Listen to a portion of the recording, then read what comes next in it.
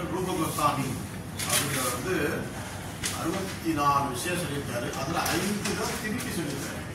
அது சாஸ்திரத்துல வந்து சாது சங்கம் அர்த்தமா நாம கீர்த்தன் பாகவத ஸ்ரவன் மதுரவாஸ் ஸ்ரீமூர்த்தி ஸ்ரத்தையா சேவையா.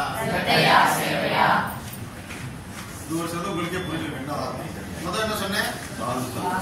சாது சங்கம் என்ன அர்த்தம் அப்படின்னா பக்தர்களோட தொடர்பு. பக்தர்களோட சேர்ந்தோம்னா நம்ம பக்தமா மாறி நெருப்போட என்ன போட்டாலும் என்ன நெருப்பா மாறி இரும்ப போட்டாலும்